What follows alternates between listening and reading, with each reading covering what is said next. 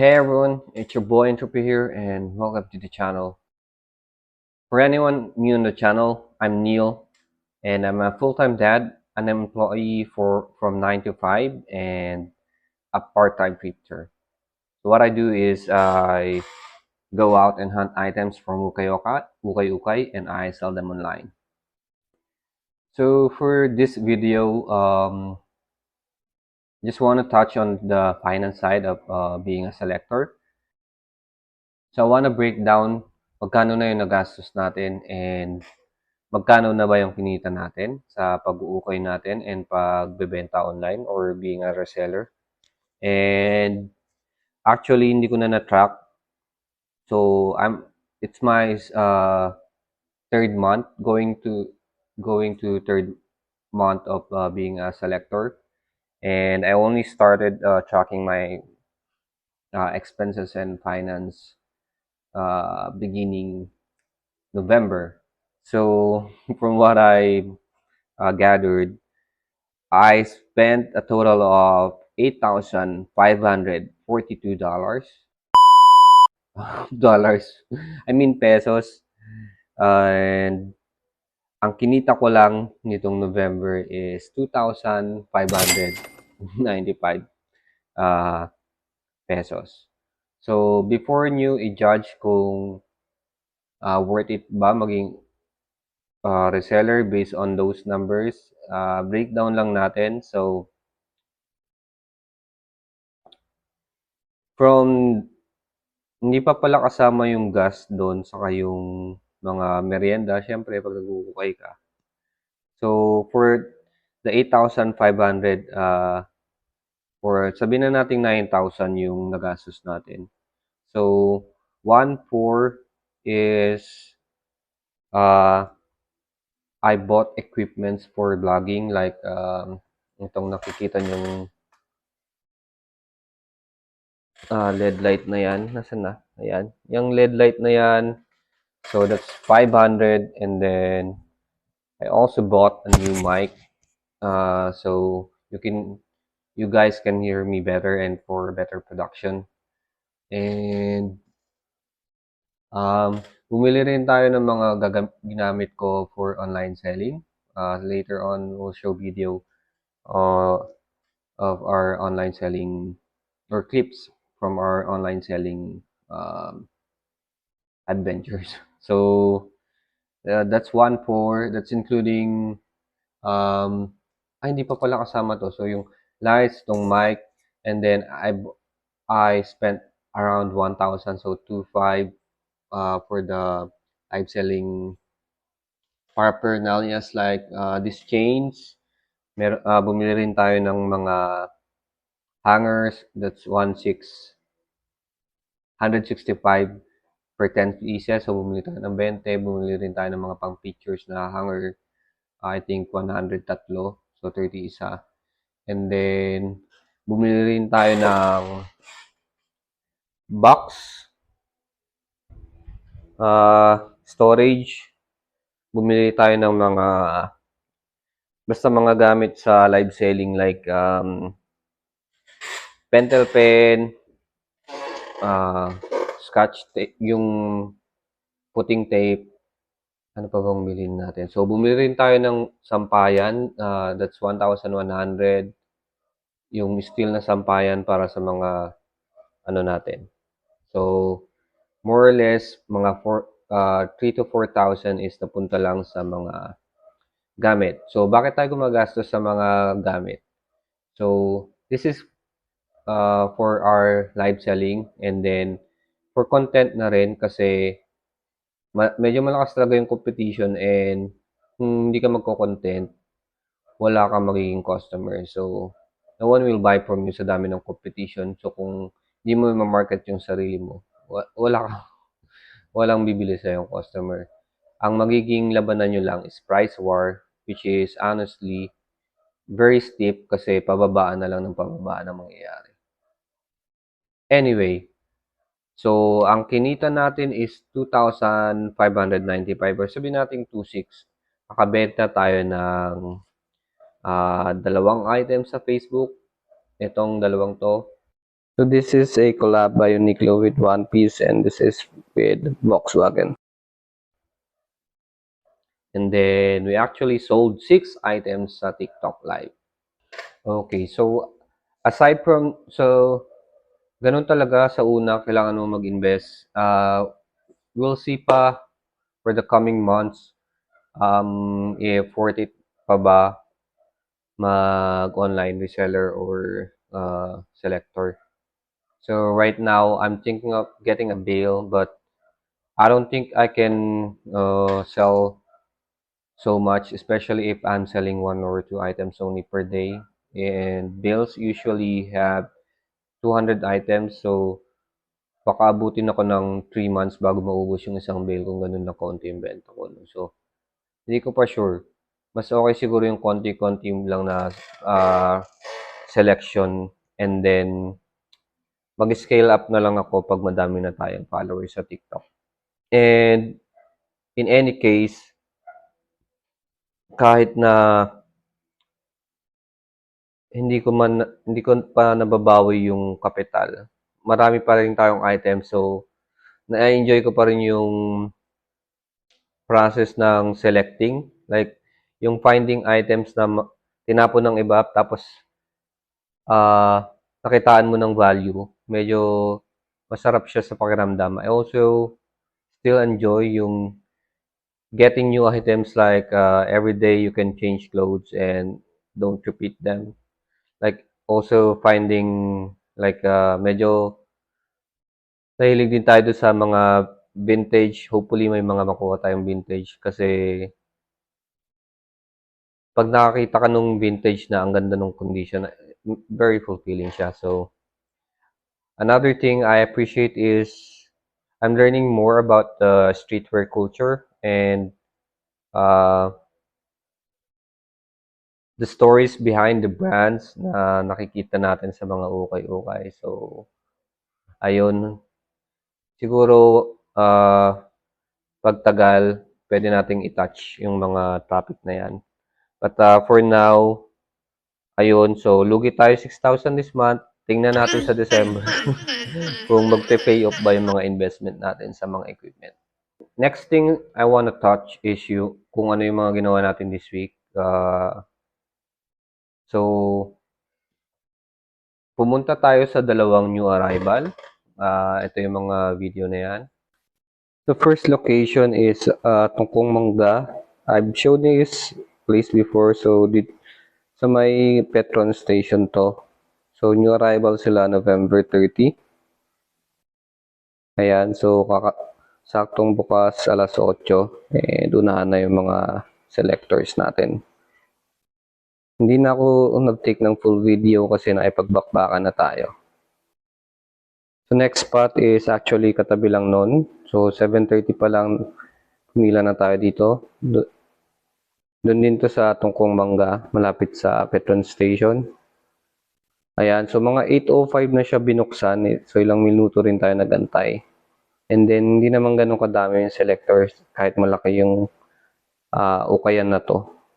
So, tinda nila dito is more on bags and shoes, and more t-shirts, and meron sila mga selection tapos mahal yung bigay nila.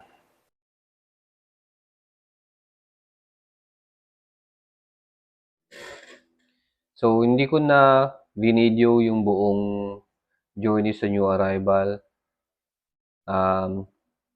Gusto ko lang malaman kung mas profitable ba yung mabibisang item compared dun sa mga sobrang mura nga pero napagpilian na, or yung mga new arrival na ikaw may chance na makakuha ka talaga ng mga magagandang item kung hindi pa napili or kahit napilian na ng mga lason, kahit paano mauuna ka pa rin dun sa mga natira, di ba? So we wanna know if that will sell faster and more profitable or versus dun sa mga napagpilian na ang hirap talagang mapilian ng walang issue, and bibira na talaga yung mga branded pag napagpilian na. So after nung mga new arrivals, we also tried live selling for the first time this week in TikTok. So here are some clips of that journey into TikTok live selling.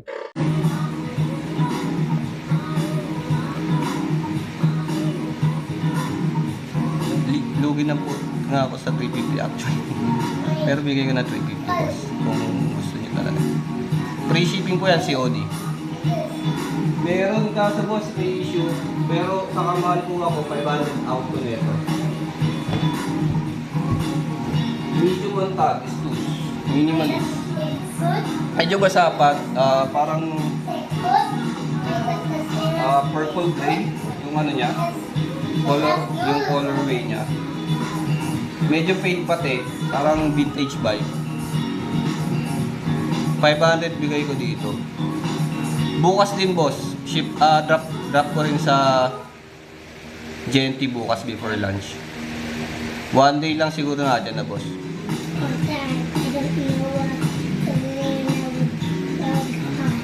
Sa stus oh. Pero walang bands boss yun lang ang white natin eh, yung check natin na JDI. Pa-follow, pa-like, pa-share ng ating live.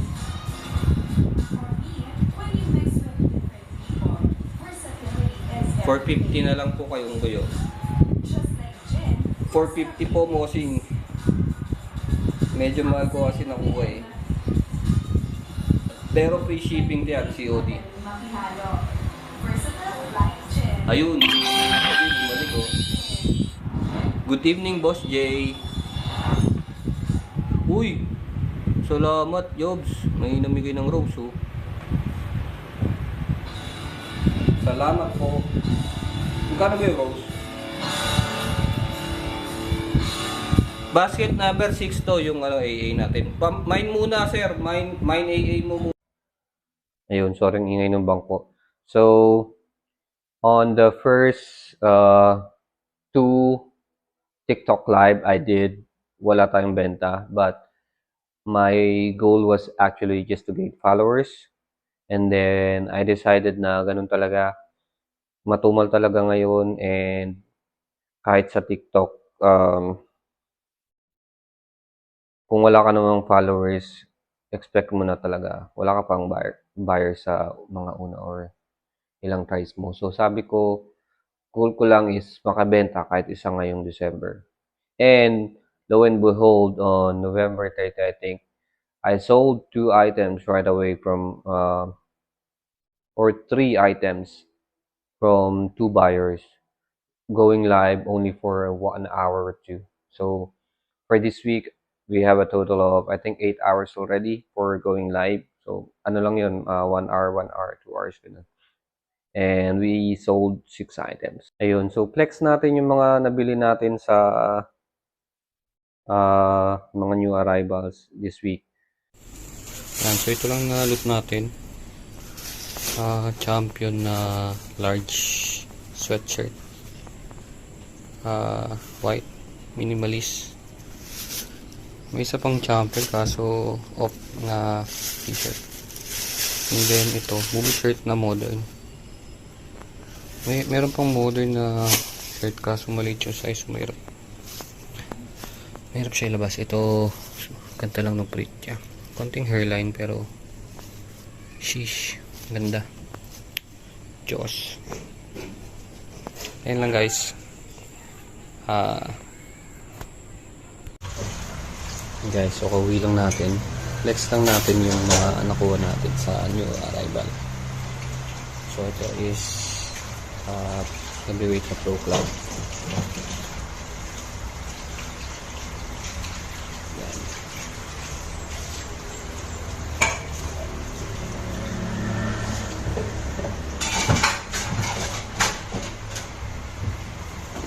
Wala naman siya issues. Ayan, maganda pa yung color.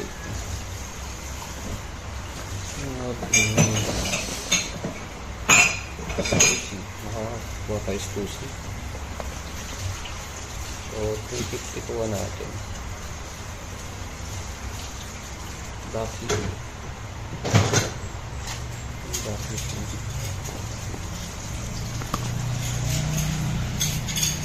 Ayan yung bucket niya guys. May issues lang dito, ayan o. Pero goods na yan, pang PSG pag nakuha. Ayan yung front. Ang ganda lang ng kulay niya, parang malakas pa vintage. 350 rin natin nakuha, size medium. Sunod is, so may yung nabilan natin is may libreng bag. Ayan. Ito binigay din sa atin ng 350. Batting 8. A8 now. Ayan. Medyo kuwas din siya. So, ewan ko, malakas nung parang trip ko yung mga vintage vibe na kulay. Medyo maganda yung pagka-fade. Ayan. May konting mancha lang to dito, size large.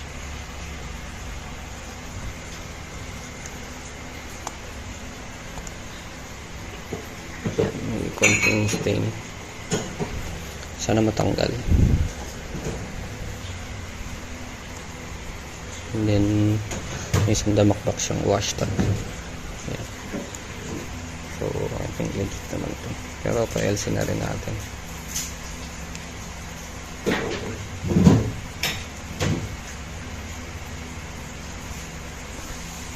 Saka trip ko talaga yung mga medyo minimalist na ganyan. Ayun lang guys, thank you. So, ayun lang guys. Hopefully, nag-enjoy kayo sa episode ngayon. And huwag nyo kalimutan i-follow and subscribe yung channel ko. Ganun din yung mga social media natin. Follow nyo ako sa IG, FB, I also sell on Carousel, and TikTok. So, remember guys, hindi to paunahan. So, as long as nag-move ka forward, compare mo lang yung sarili mo sa sarili mo, wala kang ibang kakompetisyon kundi yung sarili mo. As long as you're enjoying what you're doing, just keep going and embrace the chaos.